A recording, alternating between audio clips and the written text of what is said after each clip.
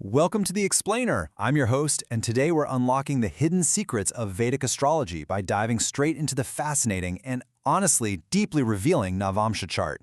You know, if you've ever felt like your standard birth chart just kind of misses the mark or doesn't tell the whole story of your life, well, you are absolutely right. Today, we're getting into the specific tools that crack that code wide open.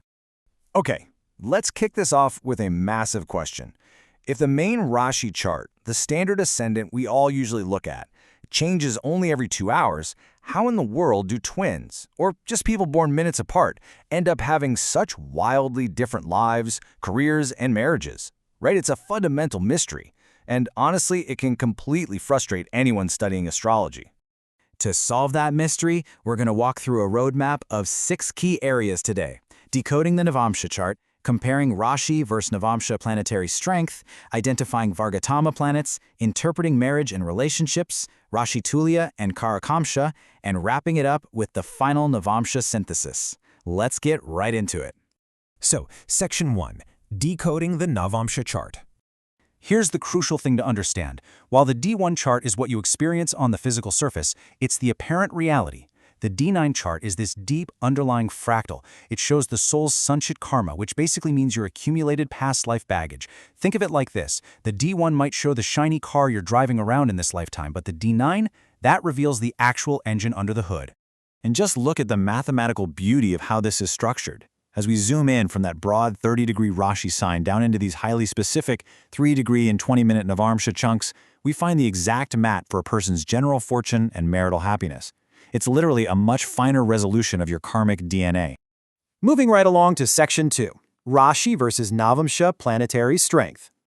Now, this is where things get really interesting. If you've got a great exalted planet in your main chart, but suddenly it's weak or debilitated in the Navamsha, listen, that means you have major karmic lessons to learn there. The D9 always overrules the D1. It essentially means that on the surface, an area of your life might look super prosperous, but deep down, you just don't actually feel the fulfillment of it.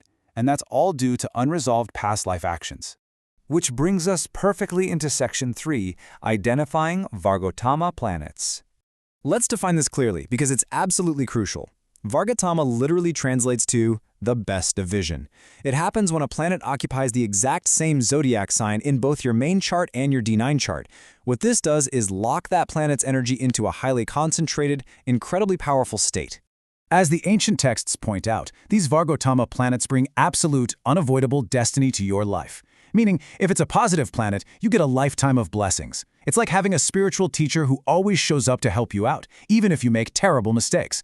But on the flip side, if it's negative, the consequences are a firm karmic stamp, totally inescapable. Okay, let's shift gears a bit. Section 4. Interpreting marriage and relationships. If you want to figure out your future spouse's profession or their core nature, you don't just guess, you follow these exact steps.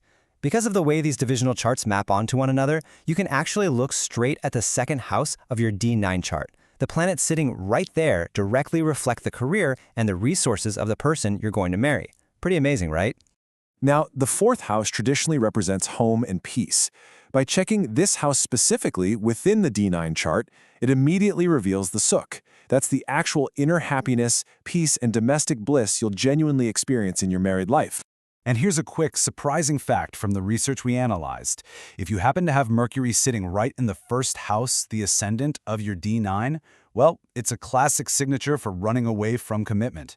People with this placement often construct totally impossible, non-practical ideals for their partners, which, you guessed it, leads to constant delays in tying the knot. However, while the Navamsha maps out the marriage's intent, the sources reveal another, deeper layer, the D30 or Trishamsha chart. This acts as the final hammer, the ultimate judge, confirming whether that marriage will actually survive long-term or if it's destined to face severe adversity and suffering. Moving right along to Section 5, Rashi Tulya and Karakamsha. This next procedure is called Rashi Tulya Navamsha, and it's a real game changer. By literally superimposing the Navamsha planetary positions straight onto your original physical houses, you can see exactly where your true, lasting prosperity lies. It shows you exactly which physical areas of your life are going to be directly impacted by your soul's past karma. Next up is the Karakamsha. So, First, you find your Atma Karaka. That's simply the planet holding the highest degrees in your chart, which represents your soul.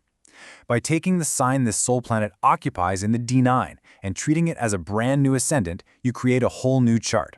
And this chart reveals your deepest soul urges and the ultimate purpose of your incarnation. This actually creates a cheat sheet of highly specific, almost magical predictions. For example, if the Karakamsha falls in Tula or Libra, the soul has a deep urge towards trade or dealing in garments. Or if it falls in Karka, which is Cancer, there's often a profound, totally unexplained fear of deep water that stems directly from past life experiences. It's wild. And finally, Section 6, the final Navamsha synthesis.